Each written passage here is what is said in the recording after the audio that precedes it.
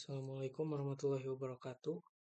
Let me introduce myself. My name is Azkia Fairiza and my friend Muhammad Hafizul Islam, Algi Muhaimin, and Bintang Rizky Ramadan.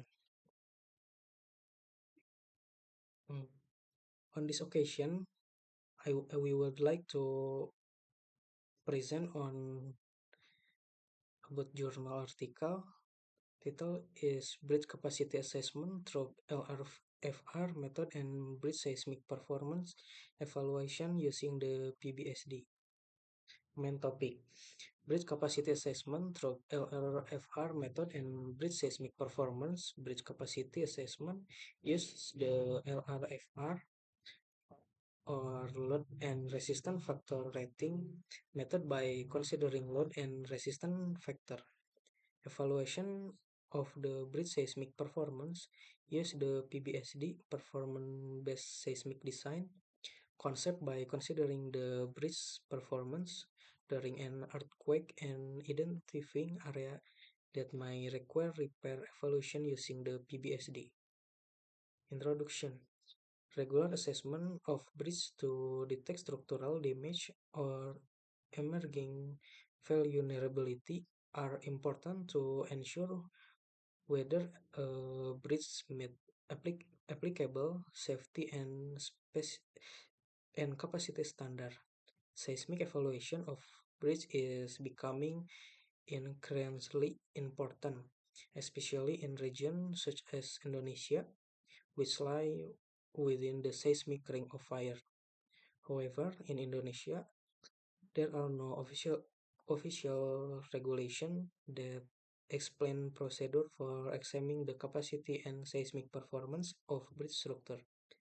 This gap underscores the importance of more concerted effort to improve the safety and reliability of bridge in Indonesia.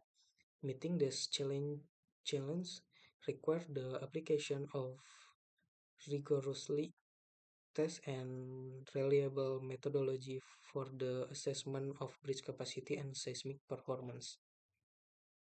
Objective: This research aims to investigate relevant and effective methods for evaluating bridge capacity and seismic performance by utilizing data from a lower deck rigid reinforcement concrete arch bridge built in 2008 in Gorontalo Province. Methodology. This research was carried out by assessing bridge capacity using the LRVR method and assessing bridge performance based on the NCHRV 949 document using the nonlinear time history analysis method. The work was carried out with the help of Midasipil 2002 structural analysis software. Model update. Loading test on bridge, whether carried out statically or dynamic. Product difference behavioral response that are unique to each bridge. This response encapsulates parameters such as mass, stiffness, and boundary condition expressed through deflection, natural frequency, mode shapes, and other structural characteristics. Utilizing bridge behavior is useful for assessing theoretical design, refining analytical models, and assessing change in structural condition. Bridge capacity assessment using the LRVR method. When evaluating bridge capacity using the LRVR method, equations are used to determine the design load rating for each individual component and force, with different capacity for each limit state. Structural performance analysis using PBSD.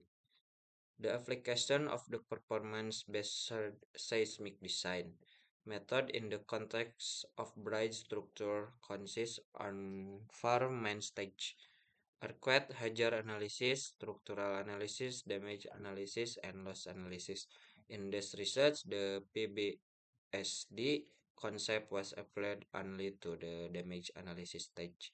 The result of the damage analysis are used to determine whether seismic strengthening is necessary for the bridge under review. Seismic hazard analysis. The identification carried out in the analysis include seismic hazard analysis, selection of ground motion recording, and ground motion scaling.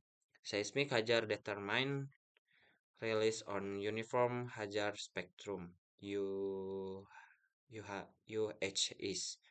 Result obtained from relevant regulation and earthquake maps, resulting in a more conservative target spectrum.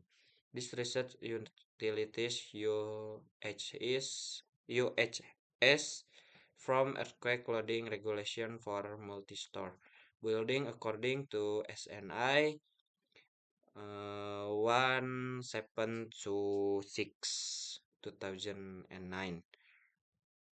Procedure for earthquake resistant planning in building and non-building structure for the vertical direction. Structure analysis. During this phase, the analysis used is nonlinear time history analysis, which is known for its relative high accuracy and prediction the response obstructor to earthquake loads. This analysis was done due to the presence of structural system with nonlinear behavior, which allow direct capture of the structural response to effects such as ground motion near the fault. Damage analysis. Analysis include reviewing potential damage caused by seismic loading, utilizing engineering demand parameter generated during structural analysis, such as deformation and strain.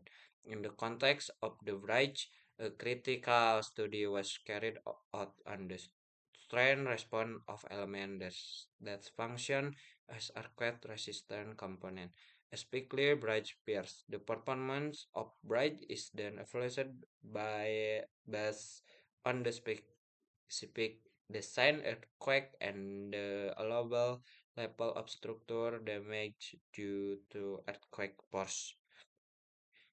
My friend will compare the next step. Bridge capacity assessment result. After analyzing the result, especially at the inventory and operating load factor levels of the design load, it can be noted that the cross-girder structure element exhibit FR less than 1 in their flexural capacity. The result of this inspection indicate the need to strengthen the element in its flexural capacity.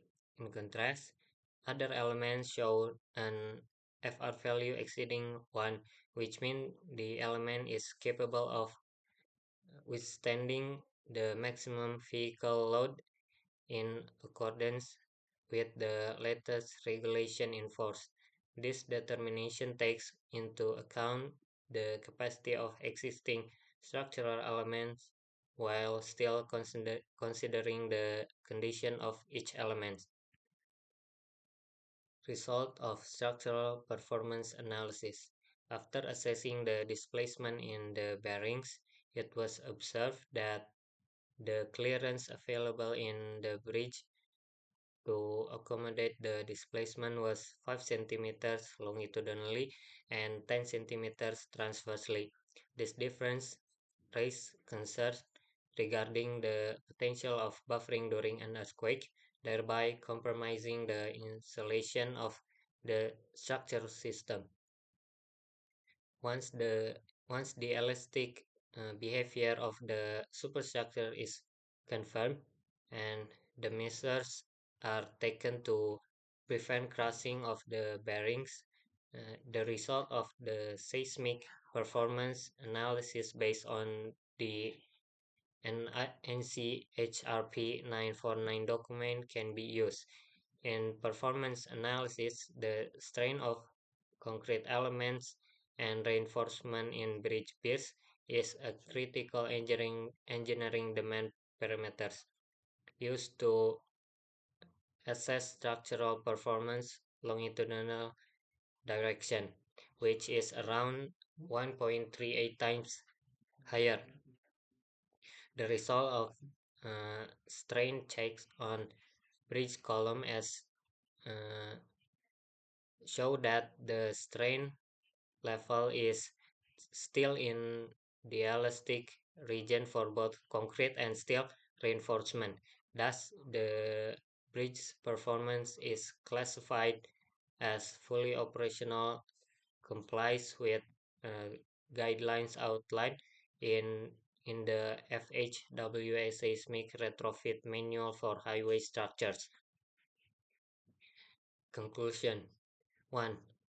Finite element models calibration plays an important role in influencing the accuracy of calculation, impacting surface loading capacity and seismic analysis.